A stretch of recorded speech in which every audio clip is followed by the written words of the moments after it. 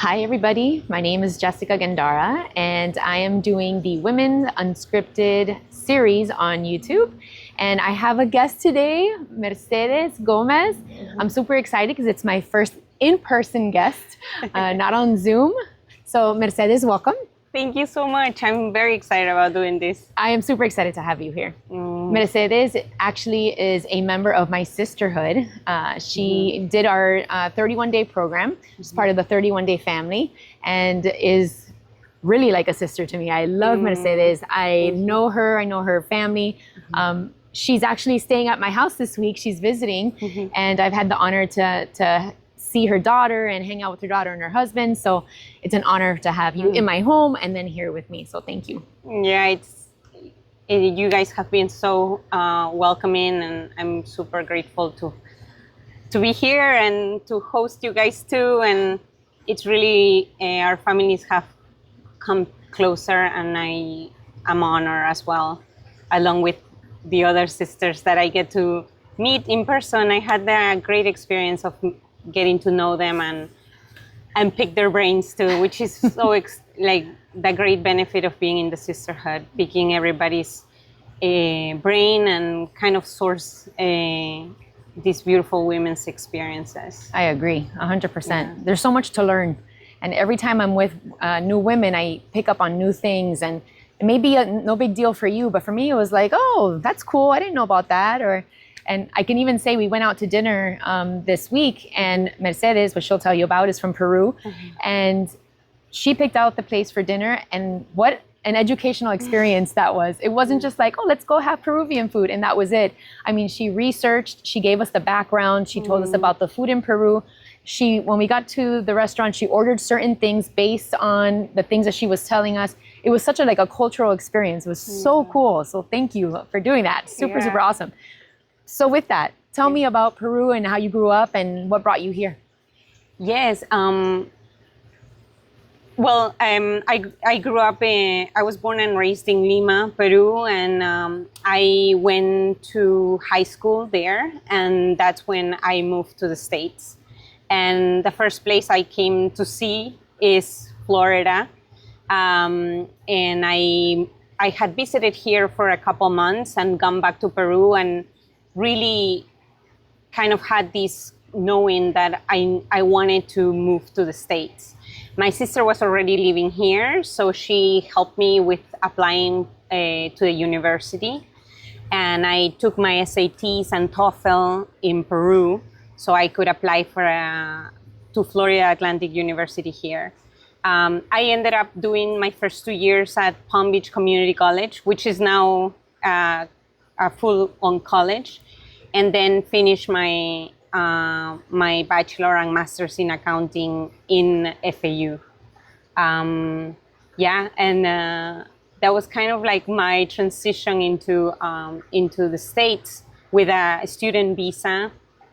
And then from graduating from accounting, thankfully, when I graduated, accounting jobs were very much in demand, and I was able to get a work visa to go work for a consulting firm. Yeah. Yeah. Very cool. Yeah.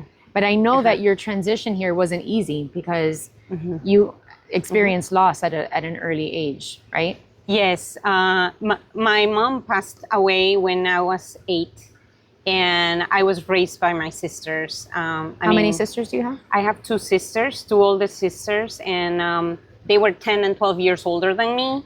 So they were already kind of young adults when my mom passed away. And I mean, I can only imagine what my dad must have felt like when my mom passed on with 3 girls. Like he dedicated to the work and kind of making the money so that we girls could have what we needed at home. And so my sisters kind of took on the job of raising me. But it was cool from the sense that my parents or my mom had worked so much while she was alive that she created this business that could support us for a few years. What was that? What type of business? My parents had pharmacy and a hotel about 8 hours from Lima by bus in a city called La Merced. And this is a city which was called like Ceja de Selva in the forest. And it was in a land that was originally bought by my grandfather and my mom's father and was passed on to my mom. And my mom and dad just created this beautiful business. My dad was a pharmacist and my mom was a psychotherapist, and they kind of came together doing this pharmacy where my mom would see clients. So that was on the first floor, and then we had the hotel attached to the building where we lived. And so my mom would work, like raise the girls, work in the hotel and see clients, therapist clients, or she also kind of by trade became a pharmacist just because of doing the business. Yeah. So she had many hats in that care of home and business life, which was very inspiring to me. And how, I can't even imagine at the age of 8 losing someone as important as your mom. What was that like for you? How did you deal with that? Do you remember your mom, like being now an adult with your own children? To be honest, when my mom passed away, I was sad because everybody else was sad. Not necessarily because I had a bond with her. She died of a liver cancer, and she had already been sick for a while. And so I didn't spend too much time with her. Probably when I was 5, she was already started getting sick. And so probably the last couple years of her life, I would see her, but very limited. And it would always be supervised because she wasn't strong enough. And at the same time that she had cancer, she developed a psychiatric disease. I don't know if it's a disease, but like she had schizophrenia. So she would talk to me and not really make sense. And I knew that she was not well to say a kind of speak in a logical way. Right. So I would take everything she would say with a grain of salt and just come back, and it kind of felt like I couldn't really develop a bond that was deeper with her. And so when she passed on, it was really, I felt bad for my sisters and my dad, but I really didn't. It was almost like a relief for me, right, because I just saw everybody taking care of her, and it seemed like we could kind of settle back a little bit. But now that I have my baby girl, I sing songs to my daughter that my mom used to sing to me, and I can hear her voice, and it's super beautiful. Like I could hear her singing to me, and little nicknames that she would call me. Now I get to, like, it just comes so easy because she did it. She must have done it so much to me that it's ingrained in me. And so that's kind of the beauty of what my daughter has brought. She's kind of activated these points in my body that I didn't know existed, which is really cool. I love that. Yeah. I love that. Yeah. Wow. Yeah, I can imagine how you probably felt like, since you were disconnected, it was kind of like, okay, now the attention can come back to the family. Like everyone kind of just settles. So I can imagine that. Your dad, I can't even imagine your dad though. He must have felt like, now what am I doing with 3 girls? That must have been overwhelming for your dad. Yes. And for your sisters to have to, at such a young age, take on such a responsibility. Yeah. And I know you're very close with your sisters even now. So they must have done a great job. I mean, I know the outcome is fantastic.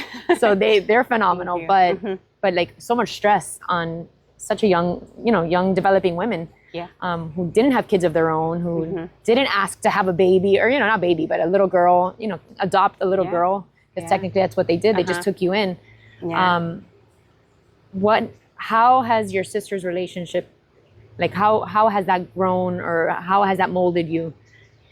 Yeah, I think that the love my mom, the love, discipline, and everything that my mom gave to my sisters is paid off in such an exponential way, because everything that my mom gave them, they really wanted to give me.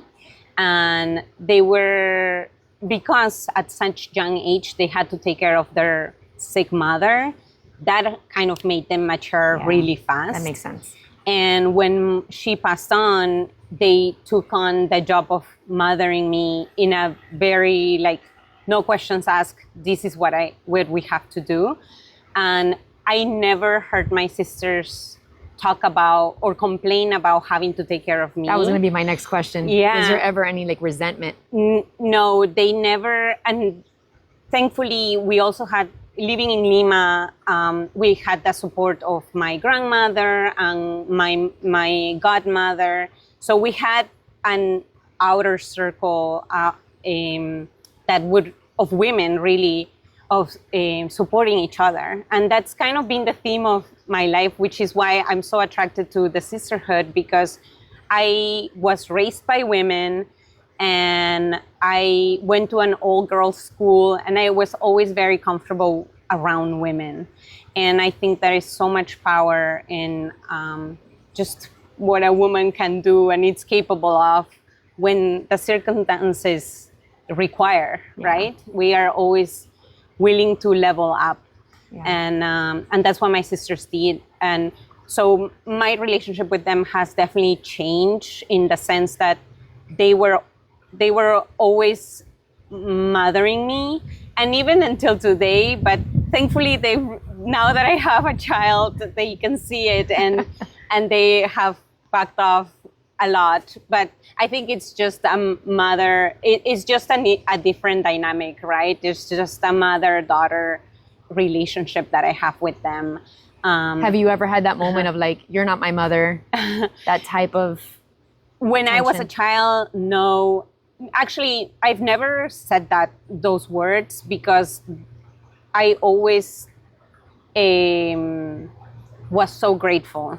I was always so grateful, and I understood that I was so lucky to have them. That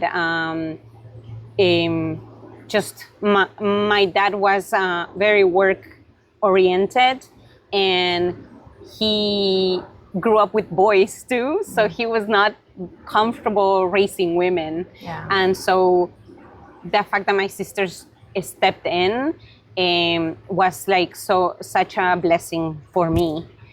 It would have been I would be a completely different person if my dad would have raised me by himself. So I think I never had the words to say how grateful I was until becoming an adult. But now my sisters know very much how grateful I am to them, and they continue to support me even now that I don't necessarily need their 100% support anymore.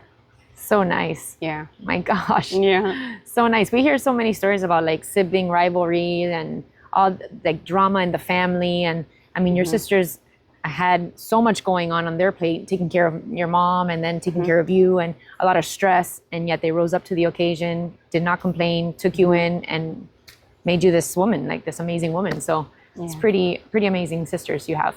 Yes. I got to meet one, so I know for a fact she's amazing. Yeah.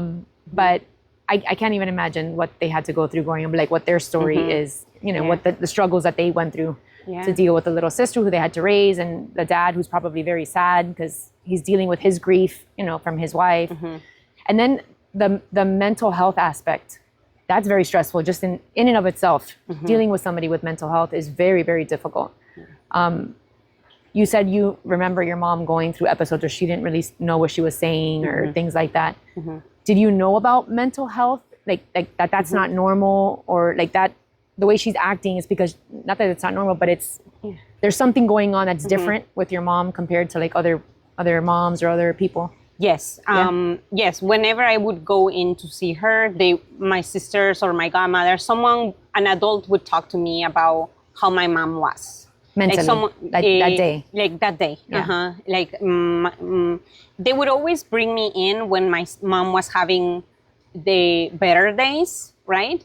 And so they were very careful of when they would have me interact with her. But I was, as a child, I was very aware of mental health. Sorry, did you ever feel that you might get schizophrenia or any mental health issues since it now runs in your family? Yes, I was very aware of mental health growing up, not only because of my mom's situation, but as I continue to grow, I was more curious about asking questions about how did my mom get it? And that's when I began to learn about my family's history with mental health. There being dementia among my mom's siblings and my grandma's siblings, and also there being a couple suicides in the family. So all these brought a lot of self-awareness and required me to check in with myself. And as soon as I was able to make my own money, I searched for mental health therapists, and just I went into it with like a lot of fear, knowing, kind of having read and understood that schizophrenia develops in women in the 20s, between their 20s and 30s, and that was like a statistic that played really loud in my mind.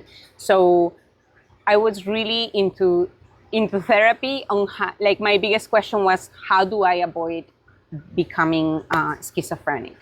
And is that possible? Are you able to avoid it by doing therapy and things like that? And what I found out is that you can have the gene of you can have a gene, but if you and this is the work I've done with Joe Dispenza around epigenetics and just changing the environment around the gene so the gene doesn't get activated. Makes sense. So I have a propensity of mental health issues, and I've had anxiety. I had anxiety as a child, and I continue to experience anxiety, but at a much lower volume. Yeah. So I can bring the volume down by using the tools that I've now being able to collect throughout the years, like yoga, meditation, just bringing peace and serenity into my home, like taking care of my mom and just dealing with that pressure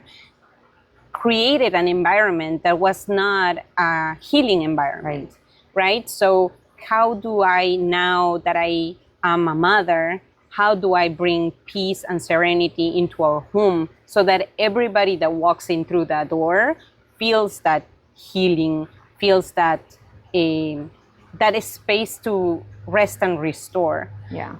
And that's really my number one priority at home for me, for my husband, and for my daughter. Because whatever my daughter might have inherited from my husband's family, from my family, she can be such a light in this world if she's surrounded by the right environment. Right. And if along the way, which is inevitable, she's going to be pressed and stressed, she has the tools in her toolbox to be able to deal with whatever comes her way.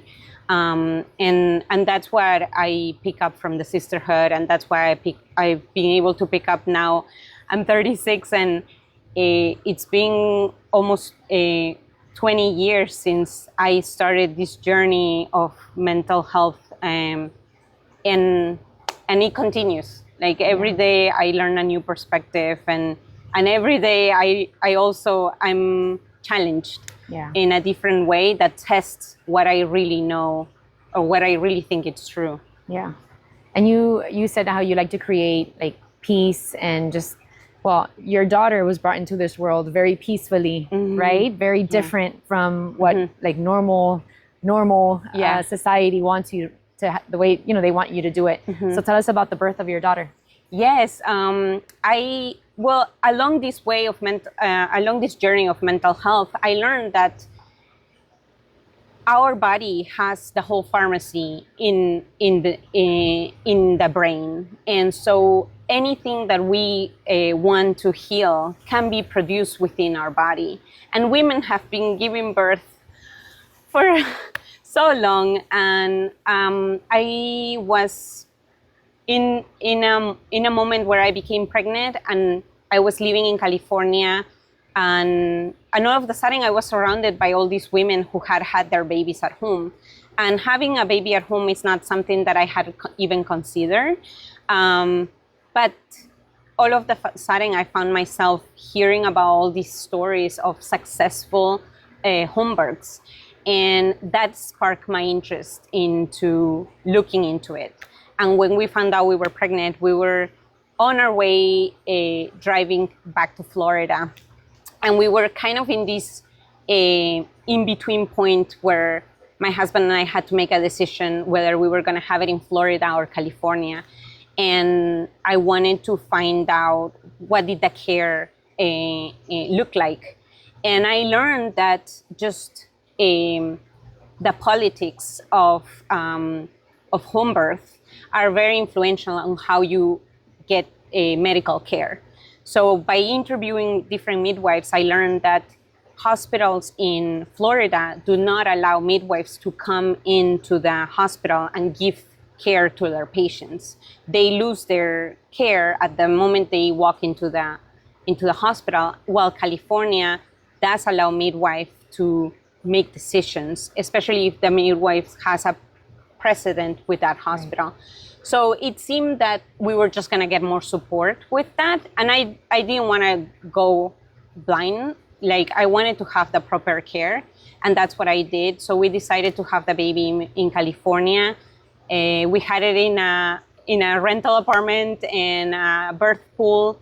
And yeah, just like I had been guided along the way, I felt all the pharmacy become activated in my body as the contractions came in. I could feel this high in my body that was kind of taking care of me. And I'm not saying it was not painful. I'm not saying I went through a high and a low, but it felt very special, like a very special journey. And I was very aware of what was happening, so much so that I had these downloads of information along the way. It almost felt like a very intense meditation where I could feel that my daughter was being born with so much freedom and so much intention, really, that it inspired me to have another one. And you're going to have him the same way, right? The next one would be the same process. Yes. I mean, there's always a plan, and there's always a plan A and a plan B. And I'm not saying this is the right plan for everybody, but it worked for me, and I would like to do it again. And this time will be different. It won't be in California probably, but the intention will be the same. Beautiful. Yeah. Super nice. Yeah. So with that said, you live now where? Now I live in Raleigh, North Carolina. We moved there when my daughter was 3 months old. And yeah, we are slowly but surely building community, which has been wonderful. Just meeting people that are aligned with our values and just getting to know the area. Do you find that difficult to find people that you can connect with on that level? Mm-hmm. Definitely. Especially because we moved there when our daughter was 3 months old. So probably between her being 3 months to 11 months, I feel like I didn't even leave the house. So there was no opportunity to meet anyone. And then when I started feeling comfortable as a mother and walking out of the house, I would go to the library, and also enjoy ourselves and find our footing. And then once we were comfortable getting out of the house, I was able to go to events for her and just be able to meet more people that are aligned with our values. And now, as we've now become more solid in our own family values and what we want out of life, I think that it's easier to keep the people that we connect with. Yeah. Which is really a blessing. And thanks to you and Joel, we've met a few great people in Raleigh and also through other connections here in Florida. I think slowly but surely we're attracting people that are aligned with our way of being. And that's very gratifying when those ones show up. Yeah, and you hold those tight. Yeah, that's right. So you've already, I mean, from a young age, you've gone through some challenges. You lost your mom, you had your sisters bring you up, transitioned to a new country. Yeah. I mean, just a whole bunch of stuff. You're dealing with mental health and worrying about how to avoid it so it doesn't affect you or your future family. Has there been any other challenges, or have those been the main ones? I mean, those are enough. But have you gone through anything else that's been? Yeah, I think that a big challenge for me, you mentioned moving, but moving out of Peru into the States was the biggest move. And not only it was a matter of getting adjusted to the culture, but also going through the immigration process of going from a student visa to becoming a permanent resident. That was a 12-year process that cost me like probably 40 grand along the way. And I can say that it's doable. Like the reason why I'm mentioning it is because so many immigrants come here with a student visa and they give up and leave. And I understand my experience was long, but it was worth it for me. My family was here. One of my sisters was here, and I had all their family here. So I knew I wanted to stay in the States. So I was willing to go through the process, and it worked for me. 12 years is a long time. 12 years is a long time. And my first job gave me the opportunity to sign a contract with them, a 10-year contract with them, and do everything for me. And I rejected it because at that time, on my first year of work, I didn't know if I could commit to 10 years of doing that job. What type of job was it? I was working as a consultant, as an auditor for Deloitte, and they were wonderful to me in the sense that they supported me with all my legal, with all the legal demands of my status. Yeah. And little by little, once I left Deloitte, I was able to find other jobs that would sponsor me with a work visa. And once I knew that I wanted to become a permanent resident, then I was able to find a job that would work with me with that. But along the way, it was a lot of money spent. And I think that that's another big lesson that I learned along the way. Even though I went through so many years of schooling in money, meaning I did a bachelor's and master's in accounting, I never really learned personal finance. And so knowing that I needed to pay for this process and along the way also take care of myself, my own housing and every other expense, it made me think a lot about my own personal finance and how do I make sure that I have the money I need to be able to take care of myself. And this is extracurricular from my already I felt that my business degree did not prepare me for managing my money on Isn't that amazing? in the real world. And it's something that I think about it. I'm like, we have to teach everybody, not only business people, not that they're learning it, but sorry to say that we just have to teach everybody personal finance and how to manage their own money. I mean, just now, it's 2024, and just now are they incorporating this in the schools here in Florida. By sophomore year, it's mandatory to have a finance, like a literacy class. That's awesome. But I mean, it's 2024. We're a little late. Yeah. At least we're doing it now. But you're right. Nobody knows anything about finance. No kids, they can't tell you how to balance a checkbook or their finances or how to budget or none of that. Yeah. And you've dedicated, now this is what you do, right? You have your own business about this. Yes, I because I struggled so much to just keep my finances in check, knowing that I made good money. I started my first salary out of college was 51 grand, and it was more than what most people were getting paid out of college. And I knew I made good money, but between my legal bills and just my daily expenses, I was like living paycheck to paycheck, and I was like, how can people save? And also I had to do a reframe of what were important expenses for me.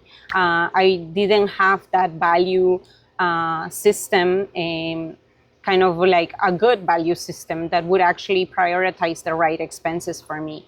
And so as I struggle with money, I also gain a curiosity for managing it better.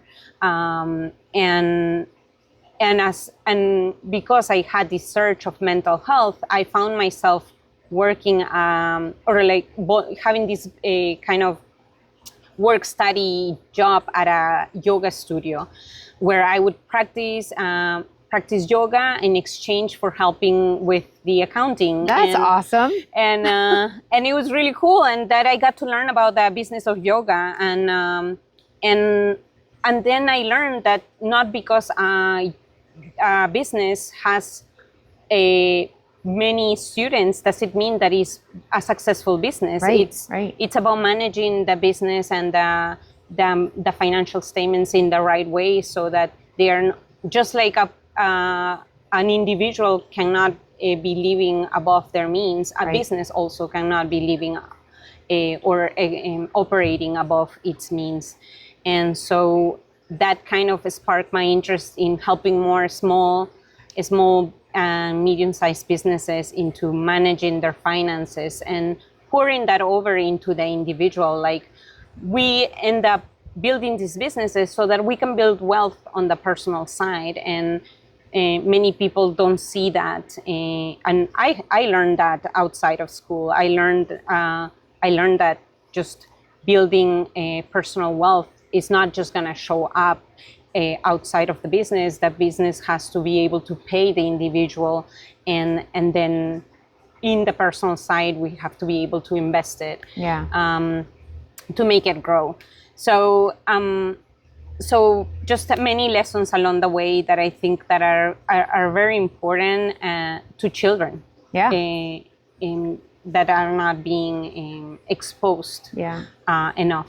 I can tell you, in our family, we have our own business, and ever since the kids were little, we would talk about cost of goods sold and the expenses, and just like you said, just because a business looks like it's booming doesn't mean they have money, because maybe they're mismanaging it.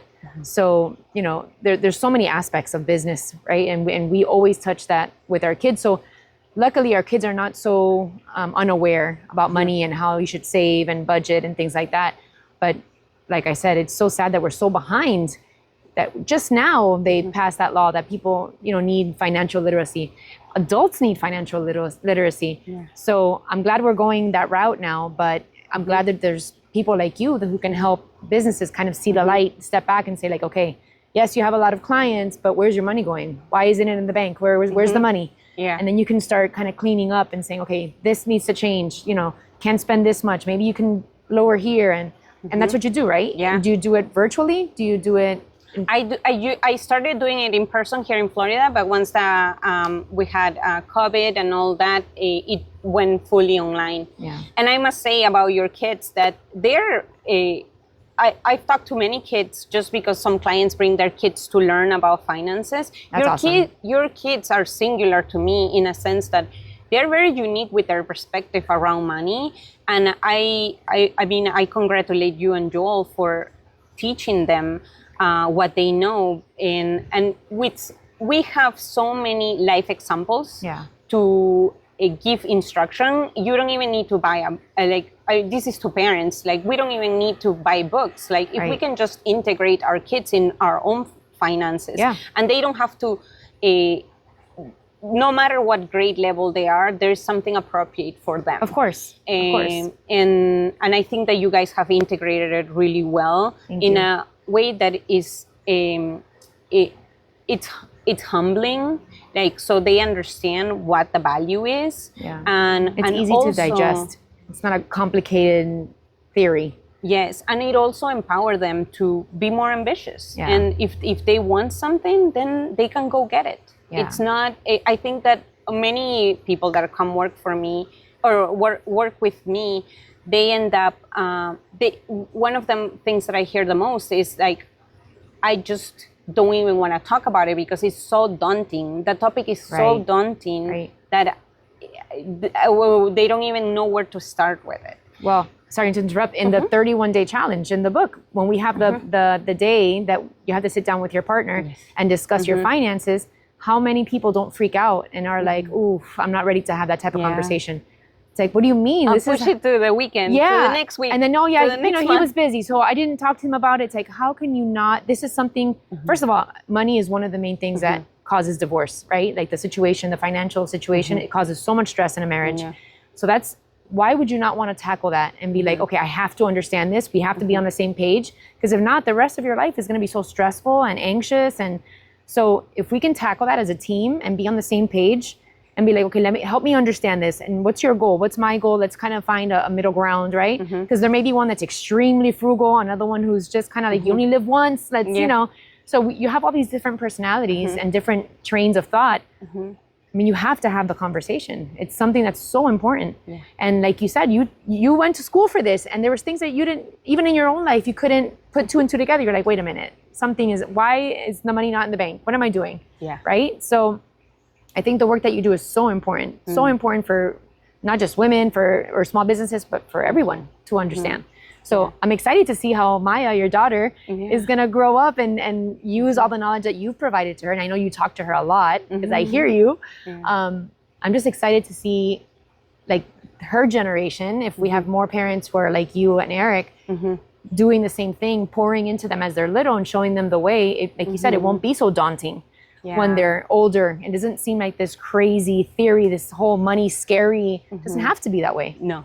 And that is for everything, right? For health, for in any subject that it's difficult. It needs to be, the fear needs to be taken away from it. For me, it was easy I was already in the career of finance. It was easy to go into money, but I think that children just have to be exposed to every side, from alcohol to drugs, to sex, to money, to health. They need to be taught about it, and then we can give them the tools, and we can talk to them, and then they can make their own decisions when the time is right. For sure. Is there any other challenges? You were saying the immigration process was quite the challenge. Is there anything else top of mind that I think I mean, you have plenty. You have plenty. I think motherhood has been a challenge, and I'm still in it, and I'm still in it every day. I'm still in it. And so for me, it's been wonderful to see you as a mother, and I thank you so much for allowing me to see you shine as the leader of your pack. It's you and Stephanie, seeing you guys in person and in action. It's just, I'm leaving Florida with such full heart, and also with so many food to digest. And seeing how I want to show up for my daughter. Well, it's funny because seeing you with your daughter, Stephanie and I, Stephanie is another girl who's part of our sisterhood who stayed here this weekend. She's from Idaho. And the reason we're here together is because our husbands are in a brotherhood retreat. So But seeing you with your daughter, Stephanie and I have commented like, had we done the things that Mercedes did or is doing when our kids were little, like we probably wouldn't go through some of the things. Like the way you're so health conscious with your daughter, I wish I would have been stronger about that. You know, back when my boys were younger, you know, we would take them out a lot for ice cream and treats, and a treat could have been, you know, some fruit, it didn't have to be this sugary processed thing. And seeing you, how you present your daughter with all these different foods, she eats everything and it's all so healthy. Like I was like, man, I wish I was like that, you know, with my kids growing up. And that's just one example. There's a few things that I've seen from you just this weekend that I was like, oh man, like that is amazing. If I can go back in time, I would definitely go that route. So you're doing a phenomenal job. Thank you so much. That means so much. You're doing a phenomenal job. And I think you are so dedicated. And I told you that multiple times this weekend. I'm like, you're such a dedicated mom. Like you are just exactly what like the ideal mother in my head. And I think like, you know, I see moms today on their phones a lot.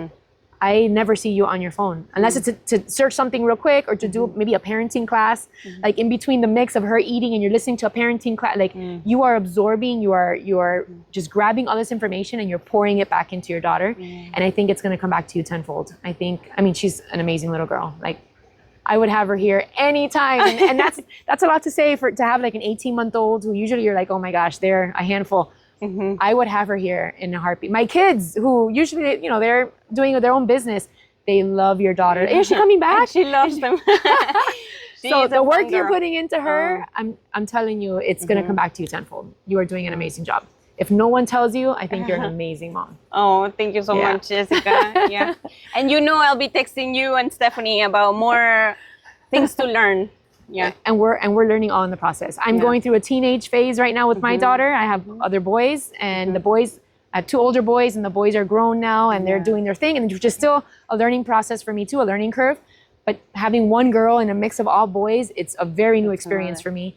And dealing with the teenagehood of my boys, which I found to be pretty simple, is so different for my daughter. So I'm now learning how to deal with that. And by the time Maya becomes a teenager, at least I'll have some experience that I can pass on to you and be like, this is what worked, this is what didn't work for me. Try it and see what happens. And that's the beauty of having women, right? That we can call and connect and just be like, okay, how did you survive this? How much longer do I have to deal with this? You know, is this normal? Is this not normal? Yeah. So I love it. Kids to husbands to to businesses. Yes. So I really love that we are connected like this. And if anyone wants to know anything else about Mercedes, I'm going to put her her info at the bottom in the comments. You can always reach out to her. If you have any financial questions for her, I know she presented to our sisterhood on finances, which was fantastic. And it actually helped me look at my credit card statement and see if I'm spending according to my values. That was the biggest takeaway I had from our talk. When you said, look at the categories that you're putting your money in and see if that aligns with your values. And that was like a wake up call for me. And I'm pretty frugal myself, but to see like I'm spending more on travel, which is what I want, and not stuff. I don't want stuff. That was a good relief. Like, okay, so I am spending on the things that are important. I'm spending on my family, on memories, on experiences. That's what I'd rather spend my money on, not on material things. So thank you for sharing that, because that was a very good like aha moment for me in your Thank you your for talk. doing it. Not everybody did it, but I am glad because that type of exercise is just another example of how we can compare what we are saying it's important to us versus what we're actually doing, and how that aligns with each other. So that's really cool that you got some more insight. Yeah, thanks you. So thank you so much. I've enjoyed this, and I already knew some about you, but I've already learned so much more than I thought I was going to get out of this interview. So I'm so excited. I feel so much more connected to you. Thank you. Thank you for sitting down with me. I appreciate you. Until the next time. Bye.